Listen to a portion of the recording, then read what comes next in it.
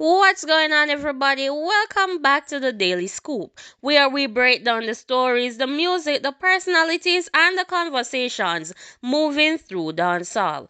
If you are new to the channel, make sure you subscribe and turn on those notifications because when the dancehall landscape starts shifting, we are here to examine what is happening and, more importantly, why people are talking about it. And today's story is one that has been quietly developing for years. We are talking about Masicka and Skillibeng. My question is, could Masicka and Skillibeng eventually become the next major lyrical rivalry in dancehall? Because when you put the pieces together, there is certainly enough history and competition to make people curious. So sit back, relax, and walk with me through the story. To understand why people are discussing Masicka and Skillibeng today, we have to go back several years. Sometimes in dancehall, a story does not begin with an obvious confrontation. It begins with something small, a collaboration, a lyrics, an interview, a particular word, a particular image, or simply two artists moving through the same space while competing for the same audience. That is why timelines matter. Remember in 2021, Sean Paul spoke publicly about making of a song, Everest, which brought together Sean Paul, Masicka, and Skillibeng. The song was produced by DeMarco, another important name in Jamaican music. Discussion surrounding that collaboration, Sean Paul explained that Masicka and Skillibeng were not necessarily the closest musical partners at the time.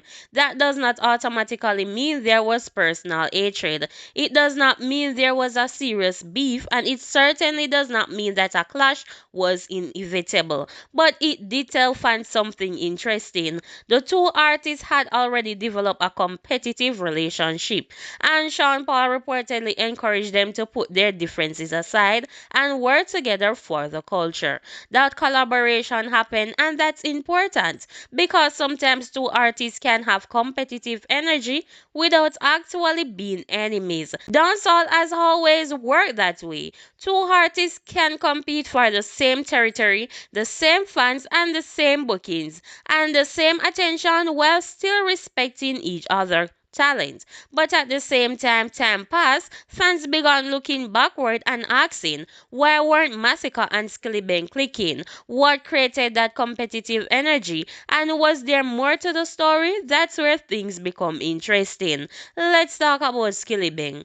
One thing you cannot deny about Skillibeng is the speed of his rise. The artist came into the modern dancehall conversation and quickly established a recognizable identity. Then came Crocodile Teeth. That song became a major moment, and the reason it was so significant was not simply because it was another dancehall track. Skillibeng managed to take an image associated with danger, aggression, and power and turn it into a recognizable part of his musical identity. The crocodile became a part of his branding. The imagery became a part of the conversation, and most importantly, the song connected with listeners. That's when the industry started paying even closer attention because there is a difference between releasing a song and creating something that people remember. Crocodile Teeth became part of Skillibeng identity, and when an artist finds that kind of identity early in their career, it can change everything. Suddenly, you have fans identifying with the artist, you have producer wanting the artist on records, you have international listeners discovering the music, and you have other entertainers watching the rise. That's where competition naturally enters the conversation. No, let's not make the mistake of discussing Skillibeng without rise without remembering where Masicka was coming from. Masicka was already established. He had spent years building his reputation through lyrical ability, songwriting, consistency, and a catalog that allowed him to move beyond the traditional dancehall audience. Masicka's journey was not based on one giant viral moment. It was more gradual. He built, he experimented, started. He released music, he improved his presentation, and eventually the world started recognizing him as one of Jamaica's strongest competitor lyricists. Masicka also had something that every serious artist need, a distinct identity, and his evolution was important. The artist's name had an aggressive association, but over time his music demonstrated that there was more to him than simply hardcore dancehall. There was melody, there was storytelling, there was vulnerability, there was international appeal, there was versatility. So by the time Skillibeng momentum began accelerating, Masicka was not some newcomer trying to find his way. He was already established, and that's why fans naturally started comparing the two. Here is where the story gets interesting. Masicka and Skillibeng did not necessarily take the exact same route. Masicka's career was built over years. Skillibeng's rise felt much faster. That's an important distinction. Imagine you are an established artist and suddenly another young artist arrives, connect with the younger generation, create a massive signature record, develop a unique image, and start receiving international attention. Even there is no personal problem. Competition can naturally develop, and competition is not necessarily a bad thing. In fact, competition can make artists better. The question is what happens when the competition becomes lyrical? That's where dancehall history becomes relevant. If you have been following the Jamaican music for years, you already understand this. Dancehall has never been a genre where everybody simple holds and agrees. Competition is part of the culture. Artists compete through song, they compete through style, fashion, performance. They even compete through charts, and sometimes they compete through clashes. We have seen major lyrical rivalries throughout Jamaican music history. Names such as Vibes Cartel and Mavado immediately come to mind. We have watched artists exchange lyrics, fans choose sides, and the entire culture become involved in the conversation. We have also seen artists such as Alkaline become associated with the competitive side of dancehall. And that is why whenever two strong lyricists begin making interesting references, fans start paying attention.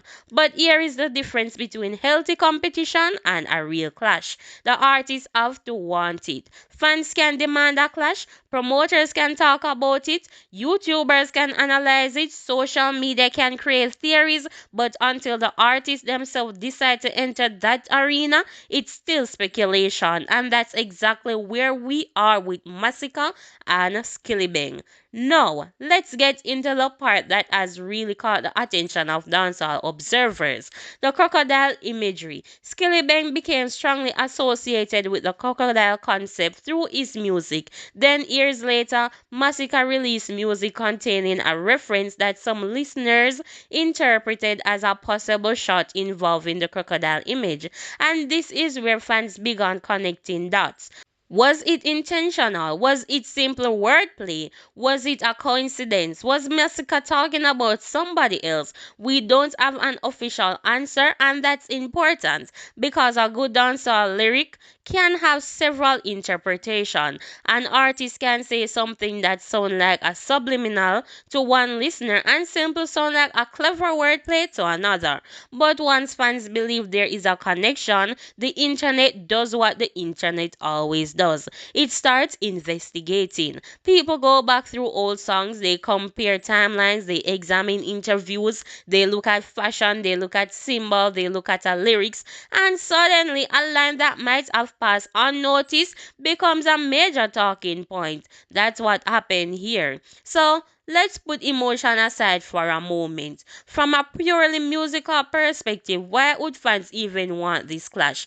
Because both artists have their own strengths. Masicka has experience, he has a strong catalog, he has lyrical credibility, he understands songwriting, and he has proven that he can operate in different musical space. Skillibeng on the other hand represents a different generation. His rise was extremely impactful. He has a recognizable voice. He has strong branding. He has built an identity that connects with younger dancehall listeners, and his confidence is part of the appeal. So if these two ever entered a serious lyrical competition, the contrast would be fascinating.